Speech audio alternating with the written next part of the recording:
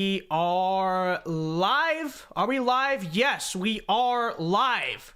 What's up, guys? Tonight on the Vince Dow Show, the NAACP issues a travel warning for the state of Florida, saying it is apparently not safe for black people because Rob DeSantis or something. Also, Matt Walsh and others have exposed a very radical workplace policy over at Fox News regarding transgenderism, okay? And, you know, this is a policy that is right in line with something you would see at, you know, your average Fortune 500 company. And again, this is Fox News doing it. Absolutely insane. We'll talk about that. And also, Tim Scott announces his 2024 bid for the presidency.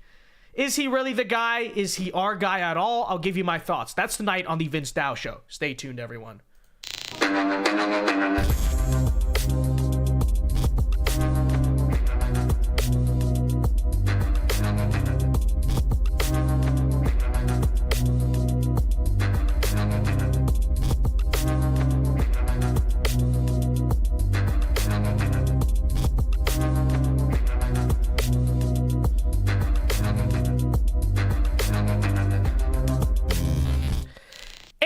We are live tonight from the great state of Florida. Welcome, everyone, to the Vince Dow Show. Hold on. Is my audio okay? Is that just me? Yeah, I think it's just me. Okay, I just want to make sure. All right. We are live tonight from the great state of Florida. Welcome, everyone, to the Vince Dow Show. I am your host, Vince Dow. And before we begin, everyone, be sure to leave a like right now on the stream and subscribe if you are new, which on that front, we have 53, now 60 people watching and 13 likes. What are we doing, chat? I'm ashamed of you guys, okay? We got a score to settle on this front. Everyone be sure to leave a like right now on the stream. We do this show live every Monday through Friday at 8 p.m. Eastern time. So I hope you enjoyed the weekend, but we are back here doing the show, and it is good to all see you. I hope you all had a great weekend. In fact, let me say hi to some of the chat here. What's up, Adam Becker? What's up, Justin Coy? Mid-Missouri Conservative, Dollar for Dollar, French Toast, good to see you.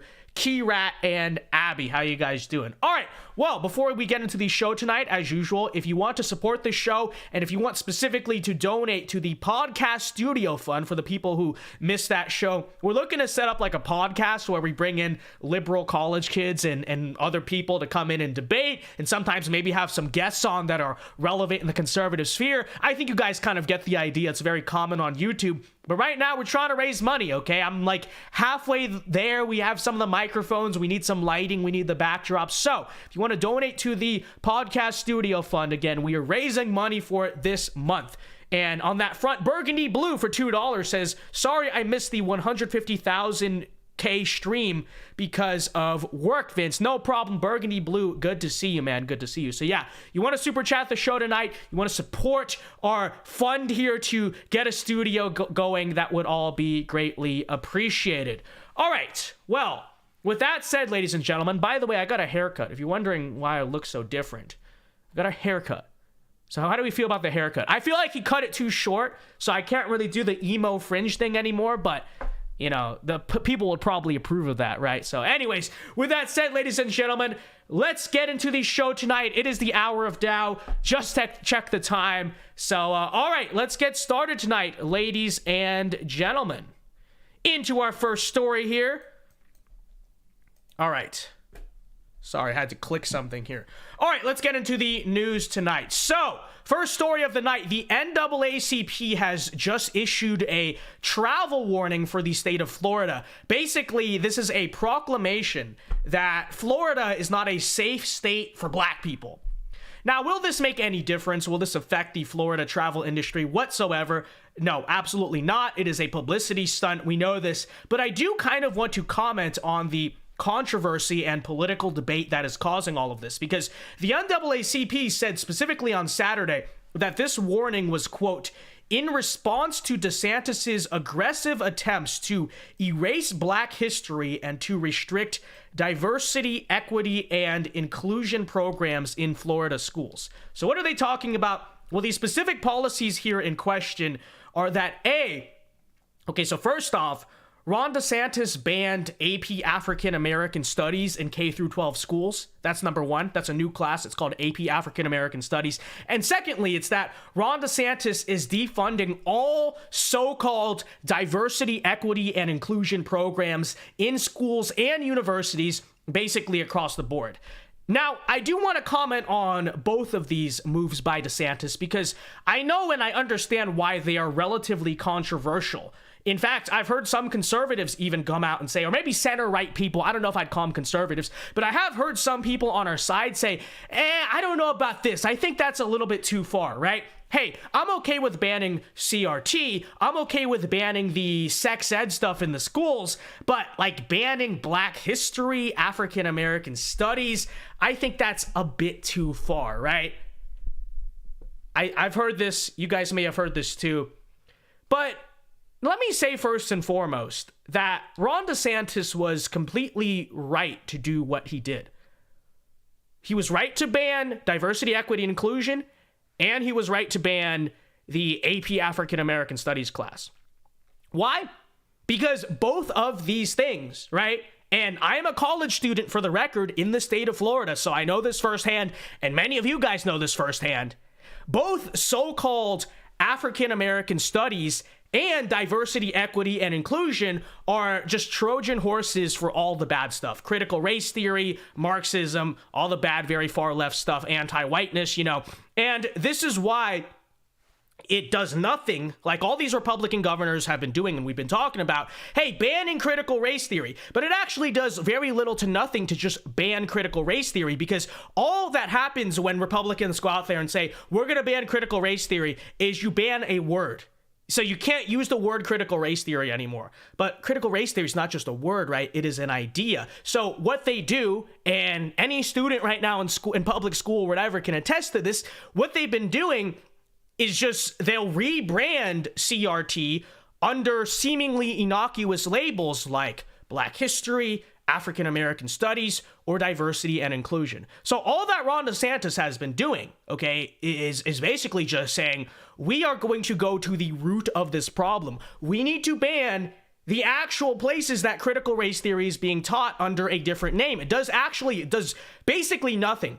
It is just something to show the voters when you say, well, you can't use CRT anymore. Again, CRT, like nobody even knew what that was until 2021 or whatever. It's just a word, okay? This is the fundamental underlying idea here that needs to be banned. And in order to do that, you have to crack down on things like this diversity, equity, and inclusion, all that stuff. And so that's what's important to understand to the people who think that Ron DeSantis, I think he went a little bit far. Why do you got to ban African American studies? Why do you got to ban diversity, equity, and inclusion?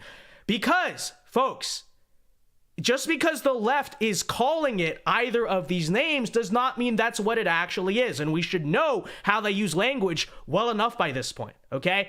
And actually, I've been saying this for years. I've been saying, you go back to my streams in 2021 when like nobody even was noticing. I was saying, right? You can find them back then. I was saying we need to ban the diversity training stuff because that's where the real CRT is happening. And so I'm glad to see DeSantis is doing that. And I think most people who have actually gone through anything called African American studies or diversity, equity, and inclusion know exactly what I'm talking about.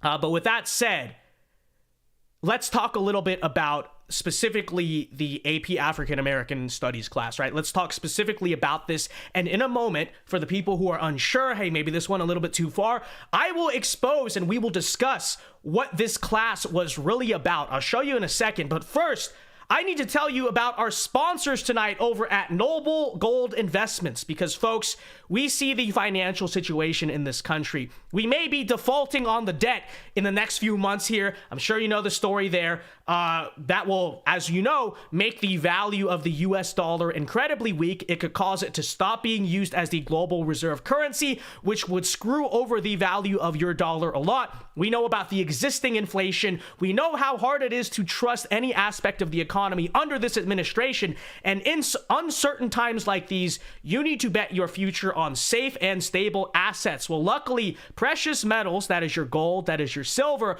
are humanity's oldest form of currency. Ask the Romans. And unlike the Federal Reserve with dollars, you can't just magically print more gold and silver, which is why it tends to remain, right, relatively stable. And that's why you need to protect your retirement with a gold or precious metals IRA. That is a retirement account, right, backed by the price of gold. Again, that can be very useful in a time like this, and our friends at Noble Gold Investments can help you get one. So do not wait for the default. Do not wait for things to crash. Do not wait for the rest of the world to stop using the dollar as our global reserve currency. Get protected now. Protect your retirement with a gold IRA from Noble Gold Investments at vincedaogold.com. You can do so at my affiliate link. Again, that is vincedaogold.com. Gold and precious metals IRAs at vincedaogold.com. Okay, well, back to our discussion here of this controversy over African American studies. Hey, Vince, what's the big deal with African American studies? Again, well, let's talk about what's actually being taught in this class, okay? So not only was it teaching a bunch of CRT nonsense about how, America's founded on slavery and this and that, the typical jargon. According to Ron DeSantis, it also had stuff in the curriculum about, I'm quoting here, queer theory, intersectionality, and abolishing prisons. Okay, so that was what's being taught in this AP. Why are they banning AP African American Studies? It's just teaching Black history. No, that is a violation of Florida law, first of all, the queer theory specifically. And it also has absolutely nothing to do with Black history or so-called African American studies to be teaching queer theory. And what does abolishing prisons have to do? What are you trying to say there, College Board? Anyways, like I said, it's a very obvious Trojan horse for radical leftism, which is to be expected of anything called African American studies, women's studies, gender studies. Like, we know anything with studies on it, okay? We know how that goes. But you're mad, all you guys are mad who, think this is too far. You're mad that a Republican actually stepped up and did something about it? Give me a break. And honestly, I would go one step further. I think the premise of this class, right, AP African American Studies, is divisive in itself. Because that's my question. Why does there need to be a totally separate AP class for Black Americans when, first of all, you'd say, oh, well, we need to teach Black history. Okay, well, Black history is a part of American history, right? And whatever else, Black literature, I don't know, whatever, that's a part of American literature. We have AP US history, we have AP US literature and classes like that. And it's not like, I never took the other one. It's not like AP US history, though, does not teach Black history, okay? I took that class 4 years ago. So don't say I don't know. I know, I took that class, and trust me, there's plenty of Black history taught in that class. So the idea that there is, first of all, a necessity for some type of Black studies class that is separate, it is totally unfounded and ridiculous. And don't get me wrong, maybe perhaps we could understand an actual African studies class, as in the continent of Africa, right? African history. But African American studies, quote unquote, it's not necessary, and it is totally divisive. And if we are to do this, then we'll say that, though, why is it only Black people? Why is it only African Americans, quote unquote, that get their own studies class? In terms of share of population, Hispanics make up a greater share of the population and have been on this continent longer. So where's their ethnic studies class? What about the Native Americans? You always talk about that. What about Native Americans? Because they've been there longer too. And shoot, if you really want to do this, what about white people? Okay, where's AP white American studies? See how strange all of it is? So in conclusion here, right? Nobody takes the NAACP seriously with this thing. Nobody should, nobody will. This whole travel advisory thing's not going to make a difference. But I am fully aware that the decision here to firstly ban diversity, equity, inclusion, and AP African American Studies is divisive with some. So let it be said, though, let me be on the record saying Ron DeSantis is absolutely right to do what he did, okay?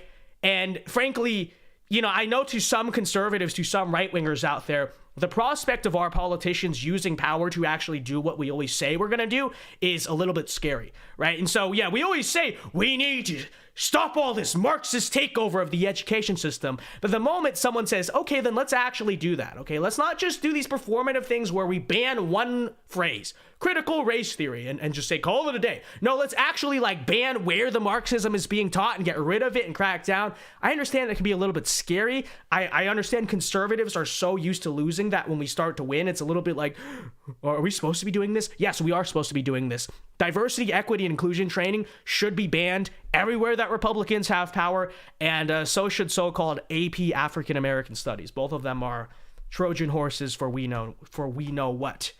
All right, so there's the Ron DeSantis story. Before we continue here, let me catch up on some of these super chats. Enclave Nationalist for $5 says, message deleted by the Tech Boy News and Reviews.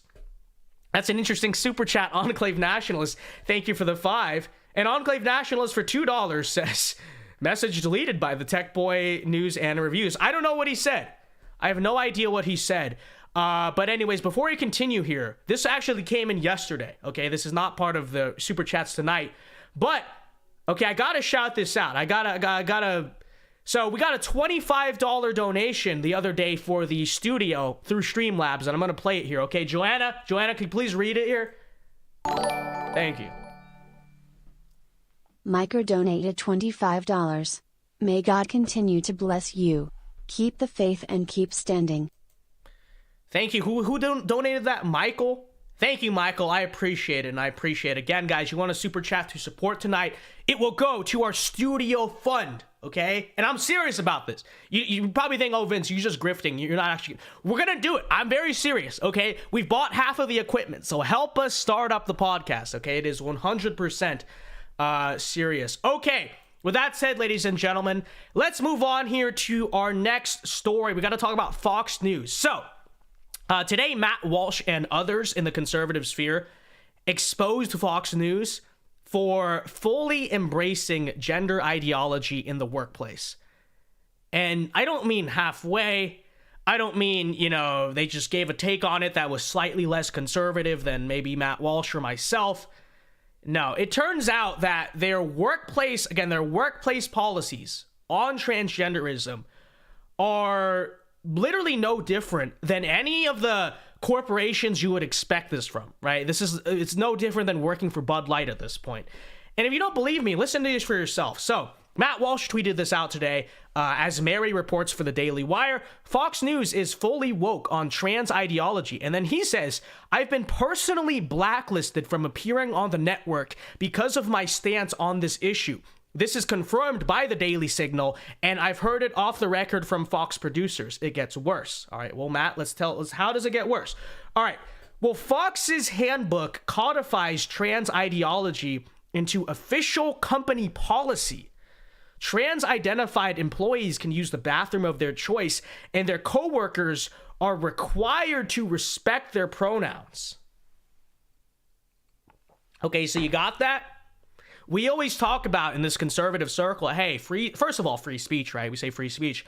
But then secondly, we say, you should not be forced or coerced to respect someone's preferred pronouns, especially when, if we conservatives were trying to defend truth here, shouldn't we actually be the ones trying to, just acknowledge reality, right? And so if you're a conservative, you probably think more or less, yes, some people in the movement have more radical views on the LGBT stuff. Some people have more moderate views, but more or less, right? We kind of all thought we were in agreement. Well, when it comes to the preferred pronoun stuff, that's a little bit ridiculous. The bathroom stuff, right? The bathroom stuff, that's like kitchen table in the conservative movement. Well, it turns out that Fox News, again, the top representative of supposedly the right wing on cable news, is embracing the same exact workplace policies, not of something maybe more moderately conservative. Hey, well, no. We're talking about straight up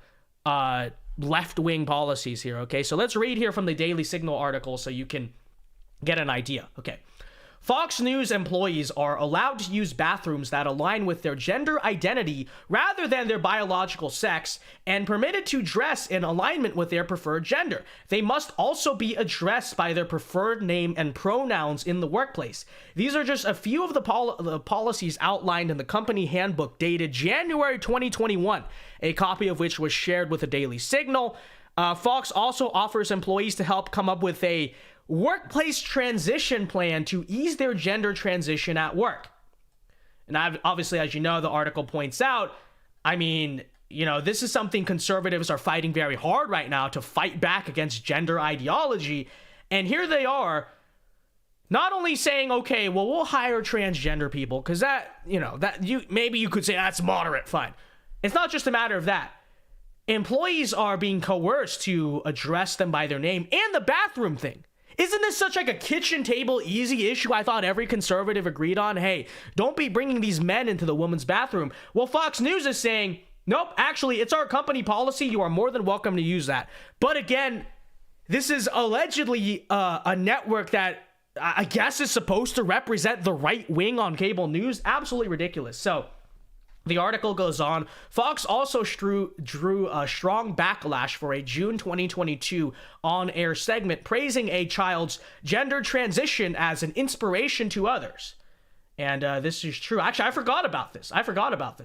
The segment briefly depicted California Senator Scott Wiener, a far-left Democrat, which isn't it strange? Anthony Weiner, Scott Wiener. All the dudes named Wiener who are Democrats, they tend to be kind of freaks, don't they? To soften sex offender registry requirements, blah, blah, blah. And so, yeah, Fox News did not respond to the Daily Signal's request for comment. And, you can read all the details here. I think we get the point, though. I think we get the basic idea. There it is. That's Fox News for you. So let me ask this question then. What in 2023 is the point of Fox News? Who is it supposed to appeal to? What is it even for, right? Because, I understand. I've always had this qualm with Fox News, basically since 2019, 2020, okay? And I think most of us do. Most of us who consume political content on the internet understand that, hey, Fox News, kind of this or that. But at the same time, I do think that Fox News is a necessary entity that you don't exactly want to just totally crash and burn, in the sense that, yes, it would help me, it would help all of us internet people kind of do what we want to do. And, don't get me wrong, okay? I look at something like this is so good for me, right? But it really is disappointing, though, and it really is kind of concerning to me that this is the state of so-called right-wing representation in cable news. Because yes, on one hand, it is good that it decentralizes, brings traffic to the internet. On the other hand, what's the alternative like without Fox News? Because there's so many people in this country where the only thing they will watch is TV, etc., etc. And here you have Fox News, again, supposed to be the conservative ambassadors on the TV airwaves, straight up taking the side of the left. That's all there is to it. This is not a moderate position. This is not, well, he's just not a far-right theocrat in the same way you are. No. Again, we have them straight up. The bathrooms. Okay, the bathrooms. The issue we thought, hey, that's pretty kitchen table, right? Some dude with a beard shouldn't be in the women's bathroom. Well, here you have them, again, just straight up siding with it. So what is the point of Fox News? To harp about taxes, right? You're going to have the Fox business host come on and talk about economic policy or something. What are they there for? What are they there to do? Because let me say this honestly, any conservative organization who will not speak up about the transgenderism issue in some capacity is not on our side. They're just not. They cannot be viewed on our side, because this issue in particular, I think, is so pertinent to society, and it's so hot button too, right? It is kind of where the culture war is happening right now, that I think any group that proclaims to represent conservatives that does not at least take some type of stand, does not just at least not somehow cave to the mob totally, again, they are politically useless, okay? I don't care if they talk Biden is bad. I don't care if they talk about taxes, whatever it is. Where the battlefield in the culture war is currently happening is this transgender issue, right? That's what's happening right now. That's what's being debated. And, from so many sides, I understand some people just don't like talking about the transgender issue, because Fox News will say, well, it's a little bit radical. It might lose us some advertisers. I don't know if it's so politically correct. And then on the other side, you have some maybe on the farther right who say, well, this is so normie, right? I don't want to talk about transgenderism. Everyone's talking about that. It's like, no, listen. In cultural warfare, just like in real warfare, it is useless to sit around and say, I wish we could fight on a different battlefield, right? This is where we are fighting, right? This is kind of the chessboard in front of us. This is the battle in front of us. And we have no choice but to stand there and fight it, right? And so, frankly, any conservative, like, because this is where we are. I'm going to use the analogy of the army because, you know, like I said, it's a culture war and I think it's a spiritual war. So kind of basic principles here apply, right? So, I don't know. Let's just say we're on the battlefield of the issue of gender. This is where the left and the right have meeting. Our armies are amassing. And here's where we're about to fight, right? And someone's going to have to lose ground. Someone's going to have to gain ground, or it's going to be a stalemate. That's the way I see what's happening right now, right? So of what use is it to say, let's say Lieutenant Fox News says, well, you know, we should just give up the whole battlefield and just go somewhere entirely and give everything up. That's stupid. And then what use is it on people who just don't like talking about the issue of transgenderism? What use is it for them to say, well, you know, I think we should, I wish we could fight them on a different battlefield. We're fighting them here, but, you know, I want to fight. It's totally useless, right? This is the battle that is in front of us. And frankly, any conservative who's not going to fight it in one way or another, again, totally useless. So Fox News, I don't know what to say, okay? You know, after Tucker Carlson left, we knew it was going to crash and burn. This is no surprise, but it is genuinely disappointing, okay? And I say that for non-selfish purposes. It helps me a lot for Fox News to fail, which it will and which it is. But the fact that, you know, what is still the most powerful entity in our sphere, the fact that what is supposed to be our representation of our ideas on cable news, yeah, we get it. We're going to disagree. We're not always going to agree with everything Fox does or this. The fact that they're letting men in the women's bathroom and forcing that at their workplace, again, such a kitchen table issue. While simultaneously, it's ironic too, because simultaneously, every here and now, don't they talk about Riley Gaines and Leah Thomas and all that? I don't know. Maybe they're not. Haven't watched Fox News in a long time. But the fact that, like, this is what's going on in the right wing, and again, we get it. Maybe Fox is not as right-wing as you or I. The fact that they're going to let them in the bathroom, the fact that they're going to, like, force their employees to respect the pronouns, it's absolutely ridiculous. So, you know, shame on you, Fox News. And frankly, shame on any Republican right-wing thing ever that is going to go along with the gender ideology. That just seems so bread and butter to me. That seems like such a non-starter that, hey, maybe you don't let dudes with beards in the women's bathroom. Like, I thought that was what we were all united on. I guess not. All right, anyways, there's Fox News. Let me move on. Before we move on to our final story of the night, let's talk about Tim Scott in a second. I know we got some more super chats here. So, dollar for $2 says, hot take, Eli Manning is the best Manning quarterback. Thank you for the $2. I'm going to have to disagree with you there.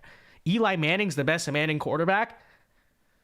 I think Peyton clearly has always had more talent and skill. So I'd like to hear your case for that. I mean, don't get me wrong. You know, he definitely is like the cooler quarterback, right? He's not like Peyton Manning with the gigantic head and, you know, but I think in terms of athleticism, I don't think I would say Eli Manning is better than Peyton. But thank you for the $2. Christopher for $10. Thank you very much. Big super chat from Christopher says, no surprise to me. Fox News is called as a conservative channel because they support tax cuts, free markets, and invading other countries, but cultural issues that matter, they don't care. Thank you for the $10, Christopher. Exactly.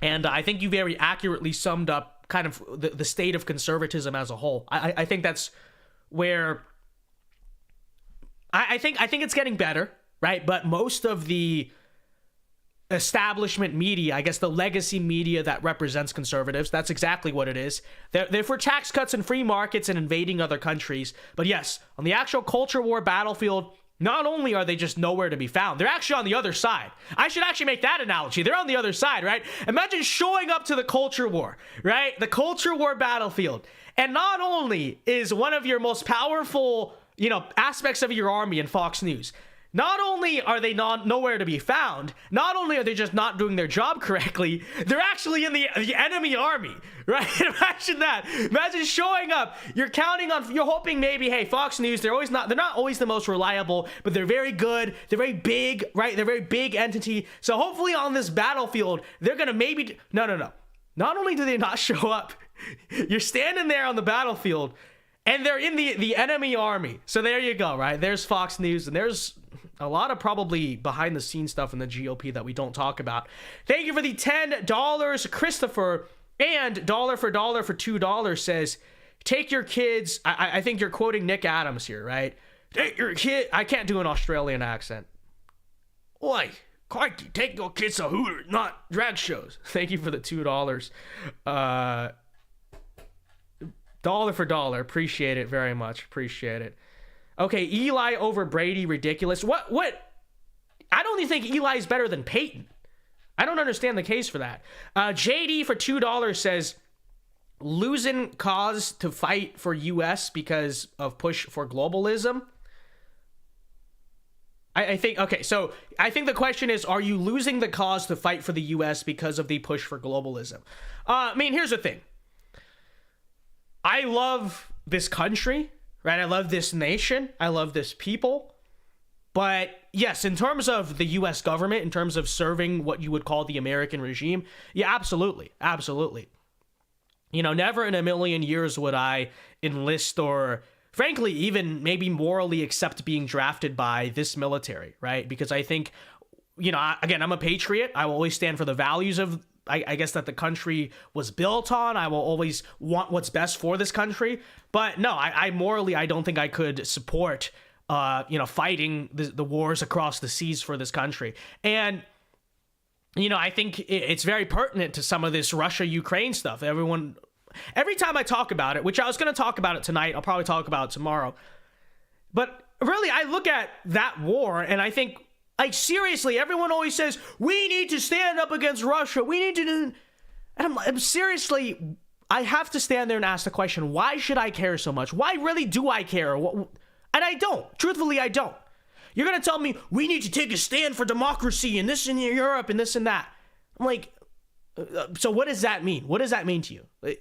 Transing children? Because I look at this country and I see, you know, the surgeries, transing kids, all the stuff, you know, tearing down everything.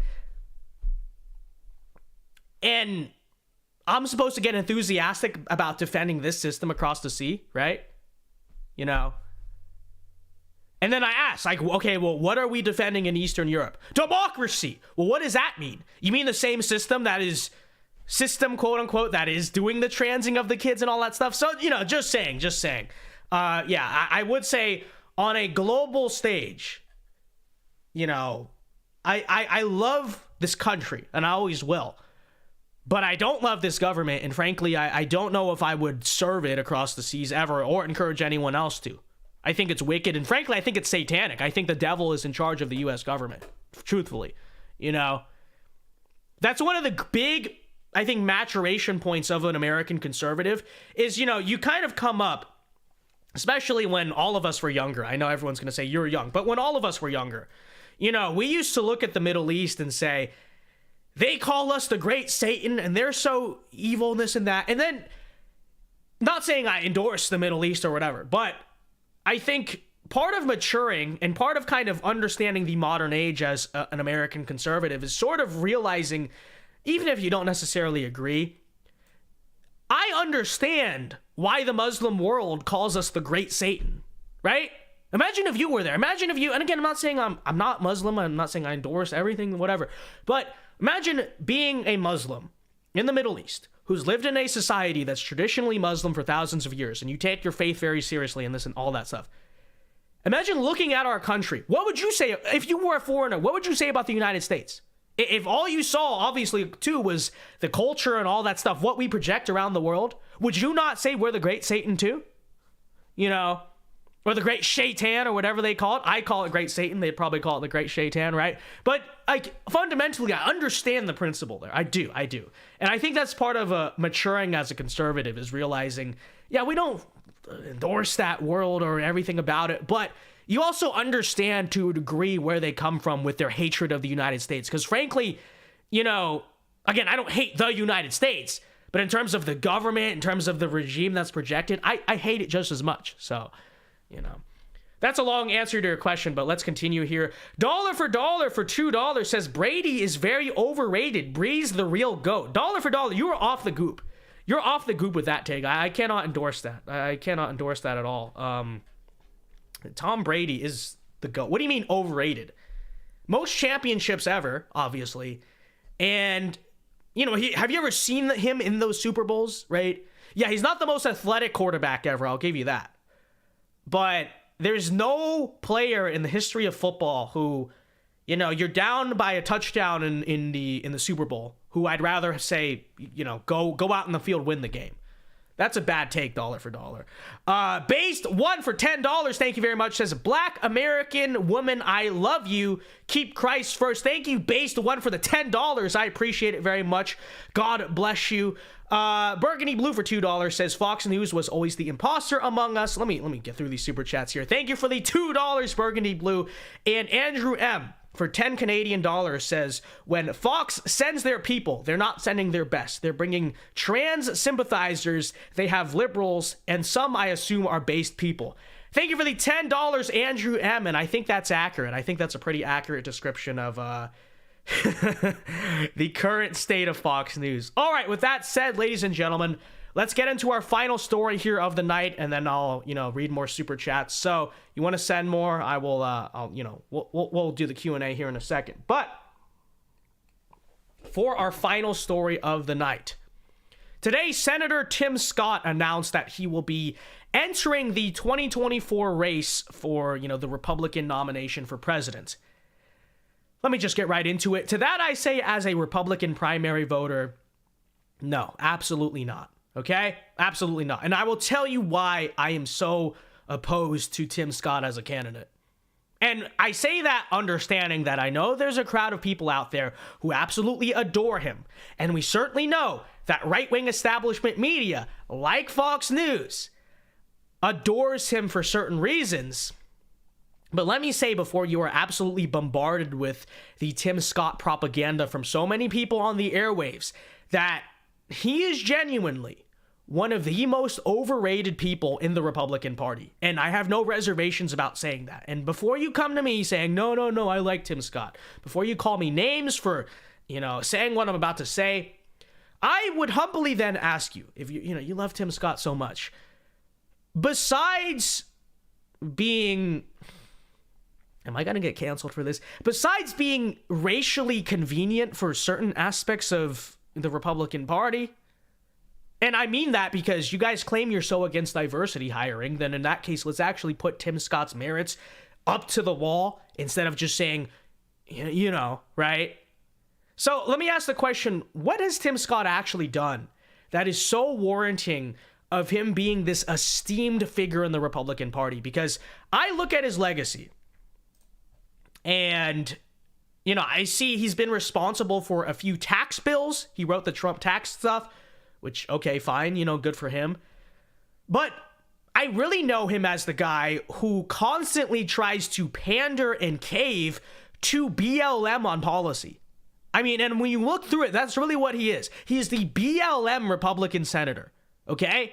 And that's really my reservation with this guy, and the reason why I'm just not a fan of Tim Scott at all, because his existence as a Republican, all he is there for is to basically just try to out-woke the left, right? To say, whoa, you woke people say you're about this, but actually we're about this, because look what Tim Scott just came out there and said, which firstly, it doesn't work. Let me say that. It does not work to out-woke the left, because they will still call us racist anyway. And secondly, it actively hurts the movement because the things that Tim Scott says and proposes push the Overton window of ideas and discussion within our movement to the left, right? When Tim Scott goes out there and tries to appease the left by doing this or that, not only does it not work because the left are not appeased, but on top of that, right, it's pushing the Overton window in our movement to the left. It's a net negative, right, on the party. And that's all that Tim Scott does. What am I talking about? Well, you know, I know you might see just him going on Fox News and seeing very, basic things criticizing Biden. But I want you to remember how Tim Scott sort of made his name among our circles. And that's that under the Trump presidency, remember back when we were trying to fight crime and make our city safer and bring more order to this country? Remember that? And meanwhile, remember how the left has and still does want to let all the criminals out of jail? What did Tim Scott do in his position? Instead of going out there and saying, you know what? I am a tough on crime Republican, and I fully agree, and let's go. No. He went out there and said, remember 2019, remember 2020? He says, let's do criminal justice reform. He went out there and he says, I'm going to pass a Republican bill to let the criminals out of jail. I'm going to pass a Republican form of criminal justice reform just to say that, hey, look, we're the ones who did it first. See, leftists, you say we're so racist, but we did criminal justice reform. Which, by the way, did you know this, that people actually got killed by some of the criminals who were released by the First Step Act? Did you know that? Remember that? So remember that criminal justice reform bill that everyone was celebrating? Fun fact, not very often talked about. Some of the people who were released by that went on to commit murders, just saying. And then he does it again during George Floyd.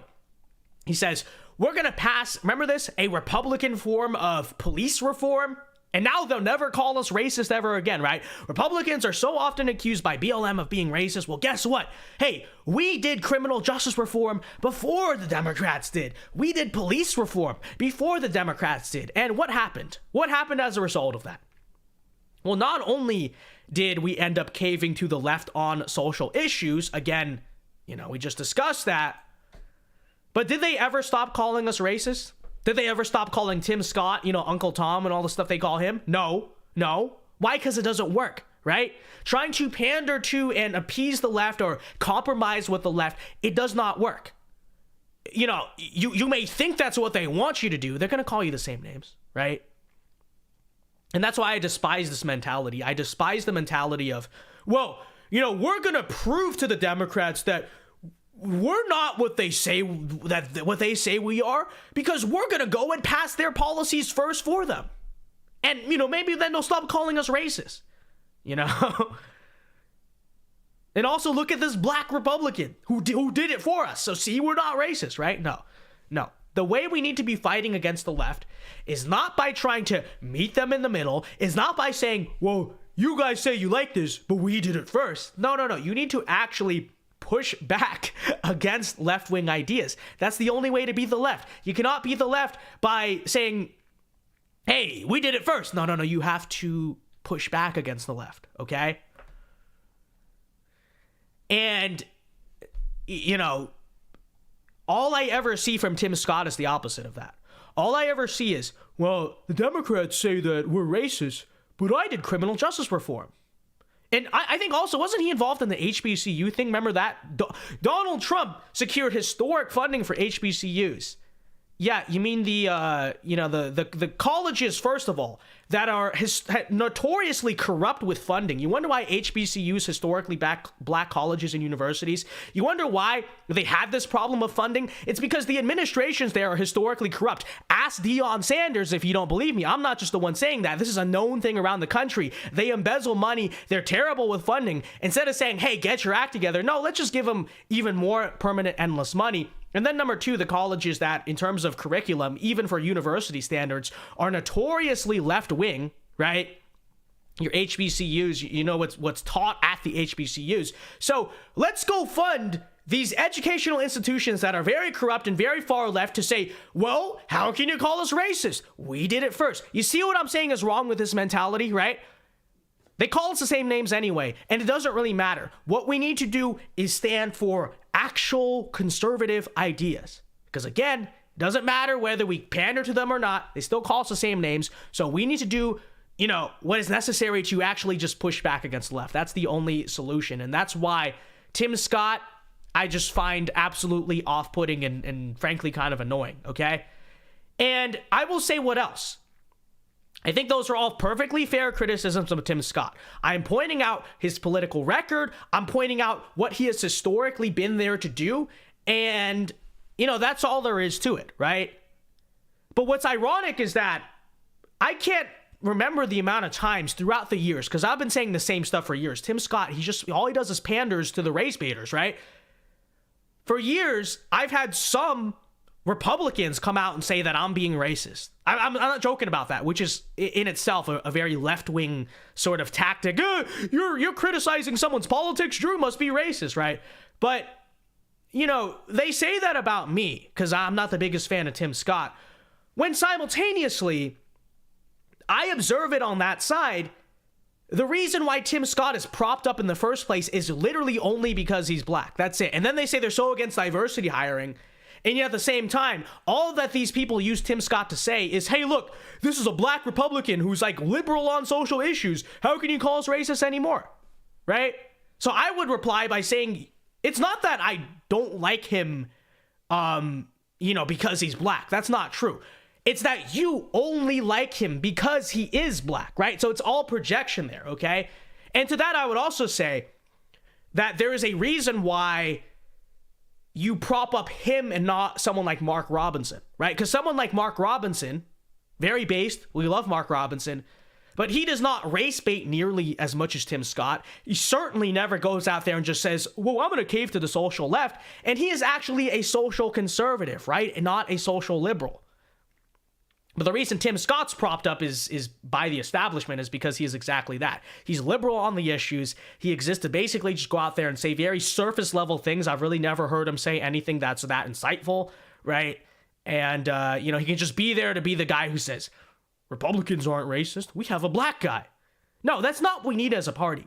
What we need as a party is actually like what we say we're all about, which is just, we need to stand for conservative ideas. That's it.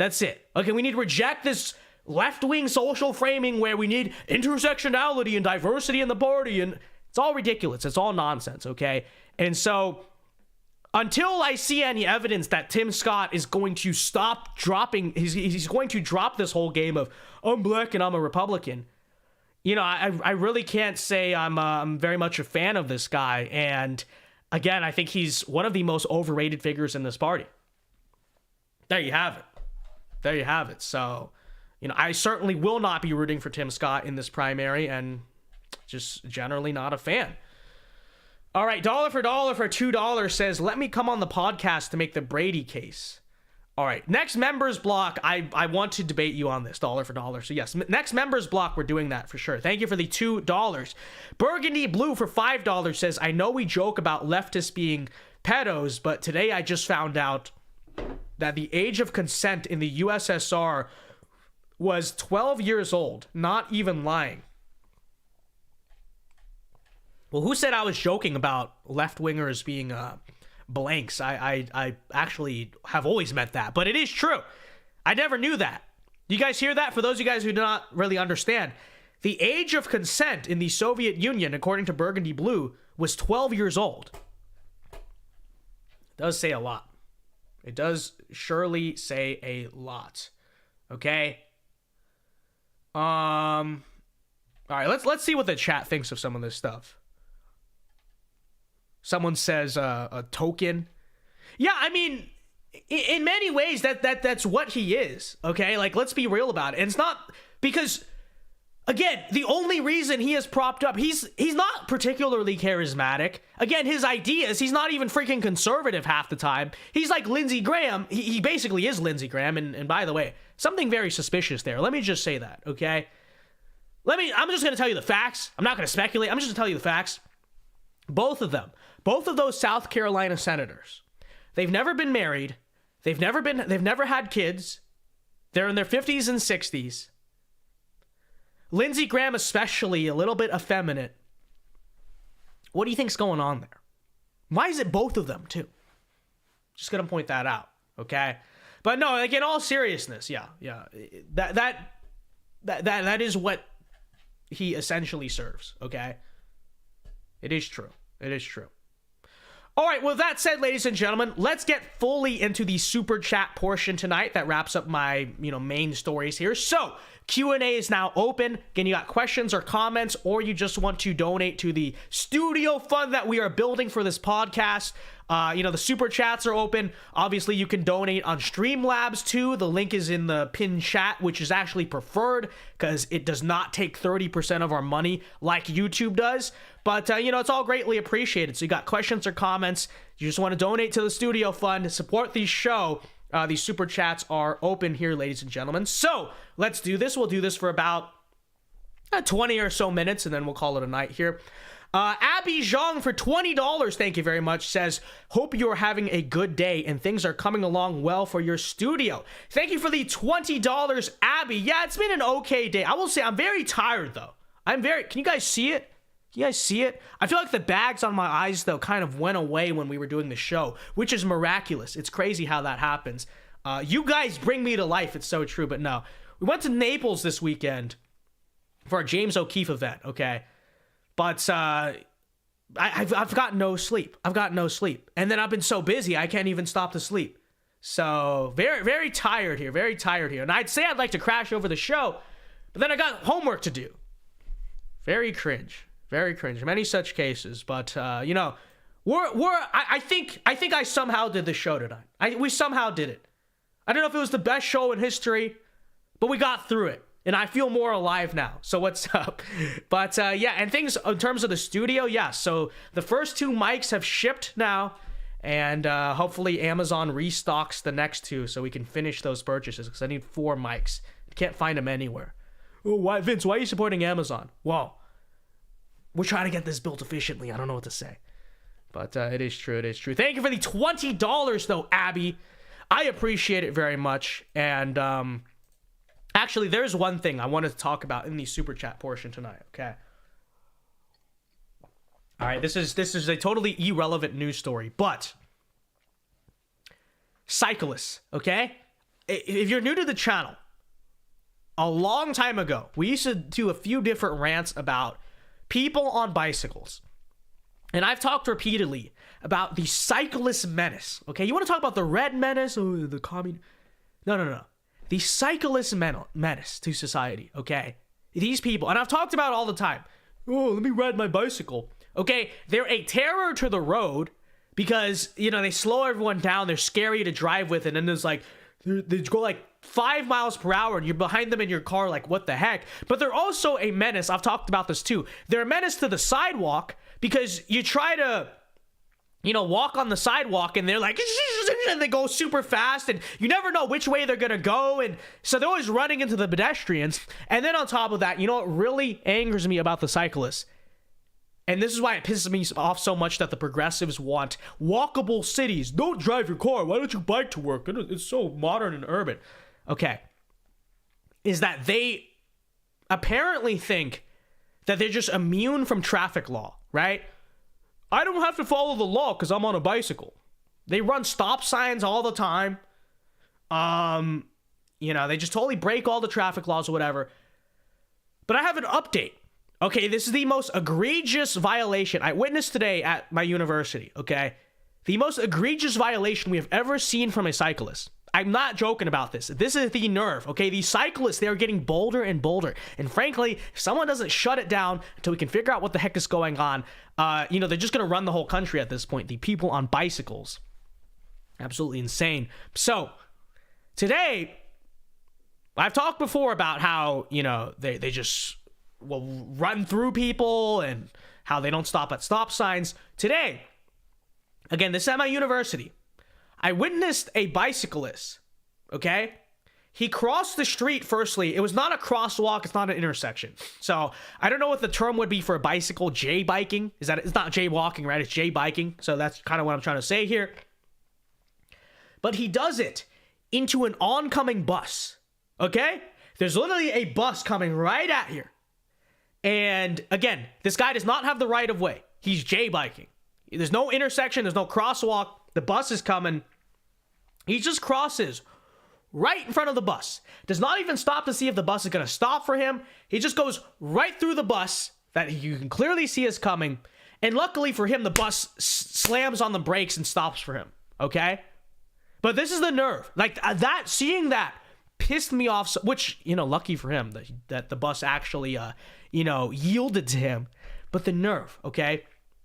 The nerve of the cyclists to just think, you know, there's an oncoming bus and I'm illegally crossing the street. I'm not even supposed to do this, but, you know, he has to stop for me because I'm on a bicycle. Shing, shing. Okay, let me say it one more time and again. You are not immune from traffic law because you're on a bicycle. I literally cannot stand these people. They're actually, they piss me off so much, okay? And it's been a quiet last few months because I haven't seen bicyclists do stupid stuff in a few months now. But today I was just utterly reminded of how much cyclists get on my nerves, okay? And I think to myself too, imagine if I was the one in the car. I'm just driving, some bicyclist is like, okay, I cross the street now. Absolutely insane, okay? I can't believe he did that. I cannot believe I saw that. Again, no intersection, no crosswalk, bus is coming. He just goes across the street expecting the bus to stop. And it pisses me off especially too, because where are the cops? Do the cops pull over bicyclists very often? No. They're on the interstate saying, hey, you went too fast. Hey, you can't go 90 even though that's like a normal driving speed. No, you can't go 90. You're going to get a ticket. You should be patrolling the streets, the mean streets of college campuses, just looking out for bicyclists who refuse to follow traffic laws. Okay? And you know, on top of that, this is what the liberals want for the country. They want everywhere to be a walkable city where everyone's just on their stupid bike with their stupid helmet, you know, looking like a metrosexual. Xing xing, I love to go through the city on my bicycle. I surely hope nobody hits me with a car or bike jacks me or steals my bike. Xing xing, xing xing. All right, anyways. Andrew for $50. Yo, big super chat from Andrew. Shout out Andrew for the $50. We love to see it. He didn't even say anything. Doesn't even leave a message. Just sends it in. Thank you for the $50. Andrew the King. We love it, okay? Round of applause for Andrew. In fact, we got to bring out Mr. Miyagi to thank Andrew, okay? Which, by the way, Mr. Miyagi tonight is making a face reveal, okay? Ah, yes. It is me, Mr. Miyagi. Yes, it is me, Mr. Miyagi. Thanks for having me on show. Aye. Thank you for $50, Andrew M. So true. Vince, that's just a sock puppet. You're clearly covering your mouth. No, that's not true. I don't know what you're talking about. Dollar for $5 says South Carolina is pushing the glass ceiling for the GOP. They have a woman, Nikki Haley, a black guy, Tim Scott, and a transformer, Lindsey Graham. So progressive. So true, dollar for dollar. So true. This is exactly it. True American says psychosexual. That is exactly what they are. Yeah, you're right. That's a better term for them. The psychosexuals. There's just something about riding a stupid bike around the city, too, that's just not cool. Right? Driving a car is cool. It's powerful. You got a big vehicle. It makes a noise. It burns the environment. It's cool. Your stupid bike, especially with their helmet and their little neon bike thing. Shing, shing. Hi, please don't steal my bike at my bike lock. Oh, excuse me. That's what they want for the future of the country.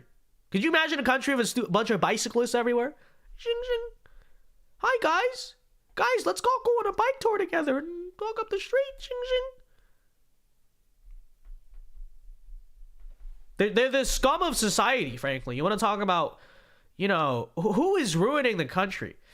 It's clearly the cyclists, okay? The soul cyclists, the freaking psychosexuals. They're not absolute menace to this country. Truly. Homer for 50,000 dongs. Hold on. My scrolling thing here. Homer for 50,000 dongs. Democrats to enact Pokemon control law. Civilians can no longer catch them all. Strongest ones are state property. By the way, you haven't checked Discord. Okay, well, thank you for the 50,000. I will, Homer, okay? I know I have not, okay? I've been very stressed out and busy this weekend. I apologize. But, okay, I'll get to it. Okay? Homer is always hounding me. Oh, you're not in the Discord. I have stuff to do. But, yeah, thank you for the 50,000 dongs. You know, I'll do my best when I'm not freaking exhausted. But, thank you, Homer. Appreciate it. Mr. Grant Gregory for 2 Austrian, Asian. I don't know what the A is for. But for the $2 says, loving your stuff. Would like to interview you sometime. Yeah, just send me an email. My email's in, you know, on the YouTube About section. Go check it out. John Calvin. Is that the real John Calvin in chat? We have John Calvin watching the show. I think that's real. Oh, he died like 500 years ago? I guess not. He says 50 what? That's the name of the Vietnamese currency. It is the dongs. 50,000 dongs. Dude gave you $2. Well, I appreciate all of our donations. Okay? Do not try to divide us by, trying to... Sandra Meyer says you can't see Mr. Miyagi past the mic. Oh, my apology. My apology. I go Vince today. We get car maintenance. Okay? I got car maintenance. He need oil change. True story. So I watch carefully on Hyundai people. They say, oh, wax on, wax off hard enough. So I tell them, I say, this is not covered by warranty. Wax on right. True. This is exactly this actually happened today.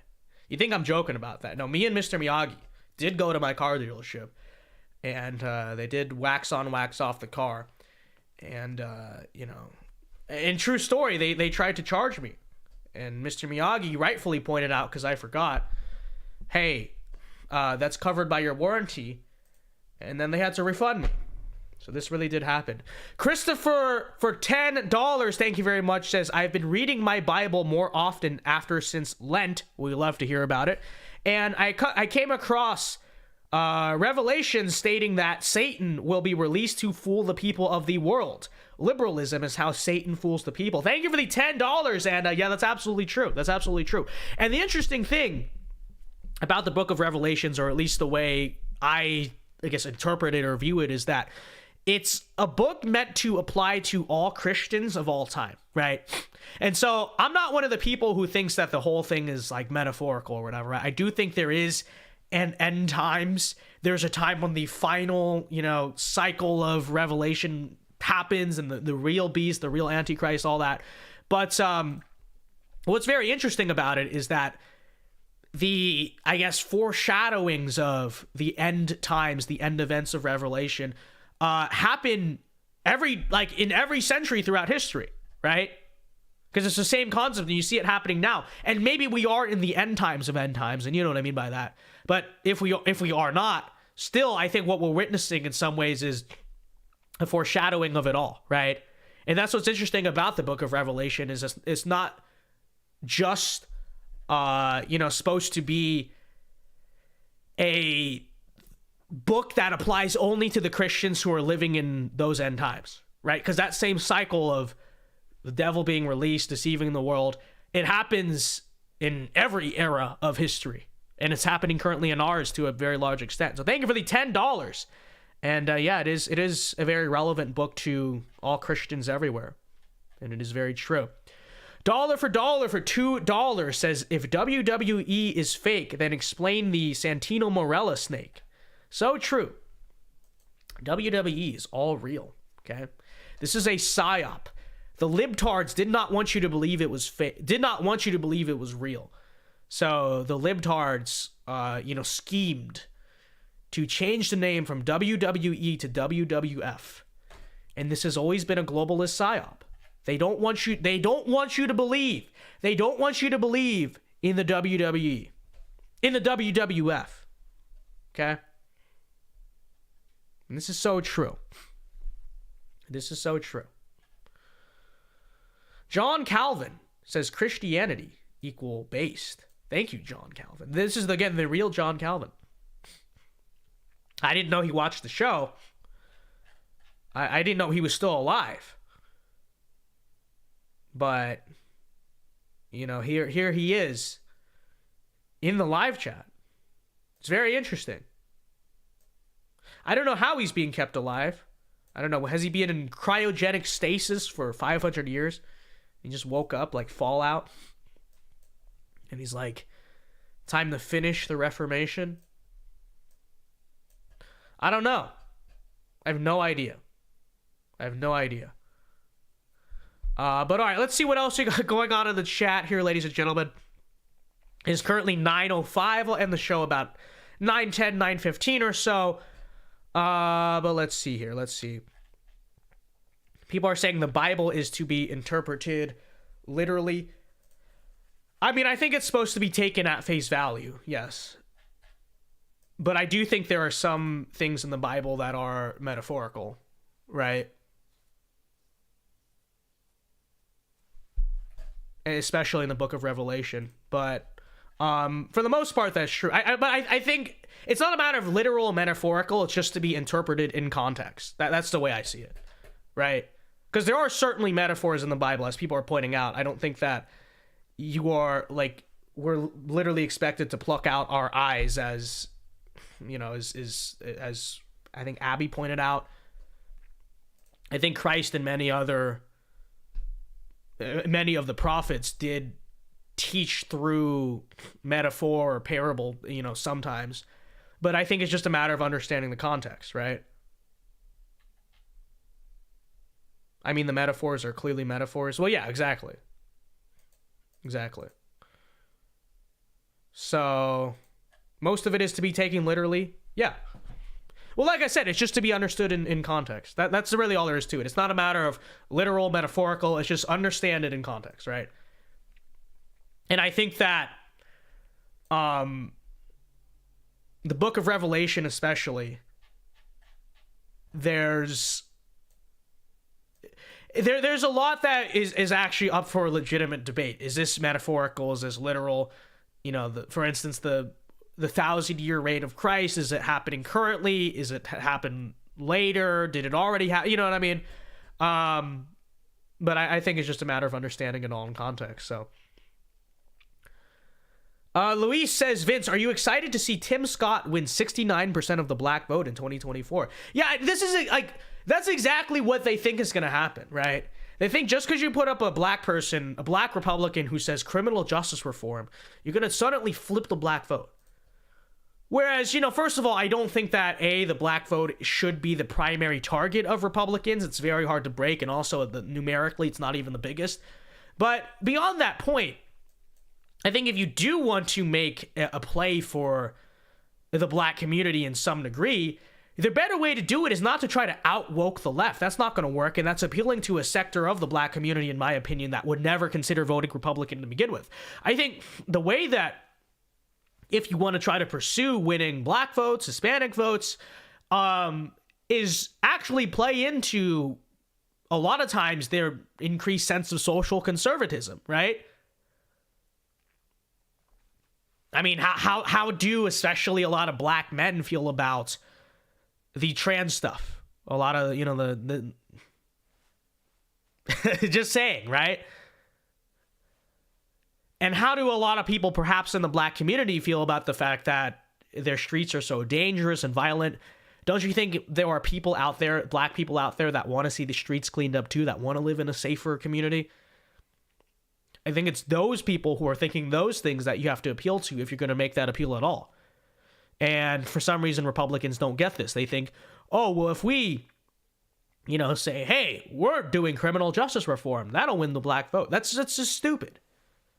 Because not only, again, are you just compromising on what we believe, which you are, right? Because we believe in tough on crime and they're doing the opposite of that, but it doesn't even work. That's not how you win fundamentally. That is not how you win over minority votes as a Republican, okay?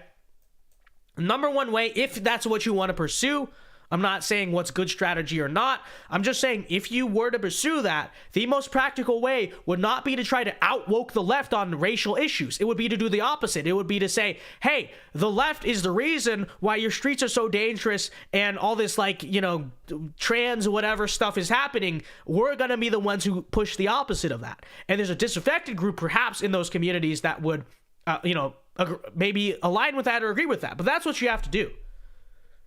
Not say, oh, well, criminal justice reform, right? So anyways, it is 9:09. We'll go for like 2 to 3 more minutes. So any last super chats you want to send in, okay? Last call. We're closing out for the night. So any last minute super chats, questions, comments that you want to send in, feel free to do so. I will end the stream very soon here. Let me check. Nothing on Streamlabs. I don't think so. Okay, we're good there. But let's see. Thoughts on EDP 445. He is a, you know, what's the word people use on, he is a PDF file, unfortunately. PDF file. Yes. Senator Lindsey, we got the Senator Lindsey Graham in chat. says being tough on crime and supporting criminal justice reform are not necessarily incompatible. Senator Lindsey Graham, in the real one in chat. Come on, Senator. You've been watching the content for how long now and you still don't get it at this point? Come on, Senator. Also, Senator Lindsey Graham, why have you never been married, Senator Lindsey Graham? We want to know this. It's very suspicious to us. You've never been married. You've never had kids. You've never been with a woman to our knowledge. You're in your 60s. What is going on there, Senator Lindsey Graham? Can you address this? Can you answer this? So, anyways, Sandra Meyer for $2 says, why is the LGBT acronym constantly changing? Well, it doesn't change for me because I just say the whole alphabet, right? It is LGBT, A, B, C, D, E, F, blank, blank, blank. And then I would say just count to 10. 1, 2, 3, 4, 5, 6, 7, 8, 9, 10. So I cover everything. But yeah, it's constantly changing because we know how they are. We know how they are. Because it's so narcissistic at the end of the day. Everyone just has to declare their own identity. And so the second that one more narcissist adds to that pot and says, well, I'm actually a tard sexual. Let's just say I'm a tard sexual. And like, okay, we got to add the tard sexual. Oh, but there's already a T? Okay, well, let's add one more. And so that's really what it is that when you have so many narcissistic people in one thing trying to all add their own brand of attention and narcissism, it's literally going to go to the whole alphabet. So, Luis Jr. says, Vince, Hooters will be next to become gay. Mark my words. Could you imagine? Actually, they've been talking for a while about how they need to modernize. So you're actually right about that. That's probably what's going to happen. Imagine when Hooters becomes gay. Okay? I'm not saying Hooters is like the most conservative thing to begin with, but still, it historically has been at least heterosexual, right? But that is true. That is true. You're actually right about that. Wait until they have the gay and trans. It's not going to be the Hooters girls. It's going to be the Hooters individuals, right? And you're right. I do think that will happen. I think you're right about that. That's a very good call, Luis. But anyways, guys, all right. We've got no more super chats here, which I don't think we do. All right. Well, that'll wrap up the show tonight. Thank you to everyone who tuned in. Be sure to leave a like before you go. Before you go, let's get the stream to 150 likes. And as usual, I will see you guys tomorrow night at 8 p.m. Eastern Time for the next episode of The Vince Dao Show. Until then, ladies and gentlemen, everyone have a very good night. See you guys later. Alpha moves only. God bless. Thank you for tuning in. And peace. If I can find the outro. I guess I can't find the outro, so we're on the stream forever. Okay, here it is.